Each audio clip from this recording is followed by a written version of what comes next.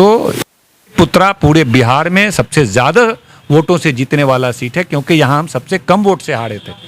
यहाँ पे मेरा दावा है कि हम पुत्रा सबसे ज़्यादा वोटों से जीतेंगे। यहाँ पे मेरा कोई मुकाबला नहीं है। जब फातमी साहब पहली बार मेंबर ऑफ पार्लियामेंट थे 92 में, तब असदुद्दीन ओवैसी के वालिद पिताजी सांसद थे, उनसे अच्छे ताल्लुकात थे और इनसे भी खूब अच्छे मिलने जुलने, उठना बैठना, खाना पीना खूब। उनको हराने के लिए भाजपा के पक्ष में वहाँ उम्मीदवार खड़ा कर दिए।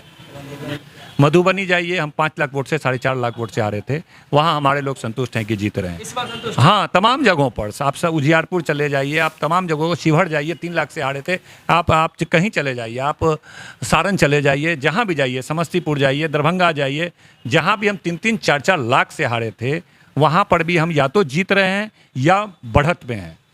किस तरह से मुख्यमंत्रियों को जेल में बंद कर दिया है ना, या तो जालिम को हटाना है, जिसको वो जालिम समझती है, जिसको वो तानाशाह समझती है, उसको सत्ता से हटाना है, तो जो हटाने की ताकत रखता है उसको देगा या वोट ज़ाया कर देगा। तो अभी मैं फिलहाल फुलवारी शरीफ जो पाटलिपुत्र लोकसभा में लगती है, यहाँ पर समस्तीपुर विधानसभा से 3 बार के विधायक अख्तरुल इस्लाम शाहीन साहब से मुलाकात हुई अचानक, और अख्तरुल इस्लाम शाहीन से बात करेंगे कि अभी तो क्या बात करेंगे, मोदी जी बहुत सारा चीज़ बता के गए, बोल के गए जनता में, किस तरह का विचार है, वही पाटलिपुत्रा में आके।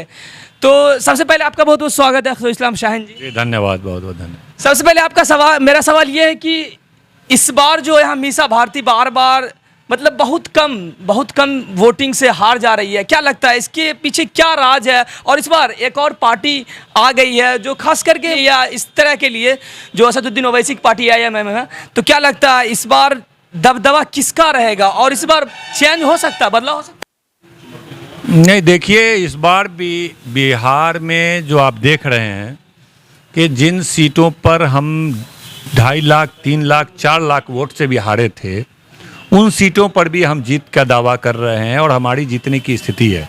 मधुबनी जाइए, हम 5 लाख वोट से 4.5 लाख वोट से आ रहे थे, वहाँ हमारे लोग संतुष्ट हैं कि जीत रहे हैं इस बार संतुष्ट? हाँ, तमाम जगहों पर। आप सब उजियारपुर चले जाइए, आप तमाम जगहों को, शिवहर जाइए, 3 लाख से आ रहे थे, आप कहीं चले जाइए, आप सारण चले जाइए, जहाँ भी जाइए, समस्तीपुर जाइए, दरभंगा जाइए, जहाँ भी हम 3-3, 4-4 लाख से हारे थे, वहाँ पर भी हम या तो जीत रहे हैं या बढ़त में हैं। यहाँ तो सबसे अच्छा पोजीशन था मेरा उस दौर में, जब सारे लोग मतलब मोदी के पक्ष में मतदान कर रहे थे, तब भी इस पाटलिपुत्रा में लोगों ने कड़ी चुनौती दी थी और हम मुश्किल से 30, 35, 40 हज़ार से हारे थे।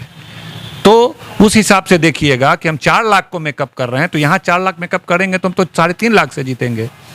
तो पुत्रा पूरे बिहार में सबसे ज़्यादा वोटों से जीतने वाला सीट है, क्योंकि यहाँ हम सबसे कम वोट से हारे थे।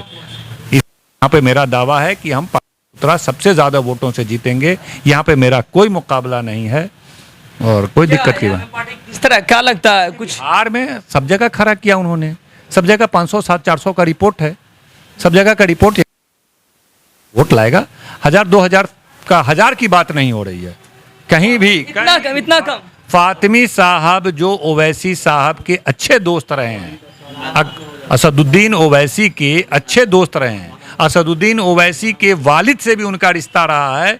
जब फातमी साहब पहली बार मेंबर ऑफ पार्लियामेंट थे 92 में, तब असदुद्दीन ओवैसी के वालिद पिताजी सांसद थे, उनसे अच्छे ताल्लुकात थे और इनसे भी खूब अच्छे मिलने जुलने, उठना बैठना, खाना पीना खूब।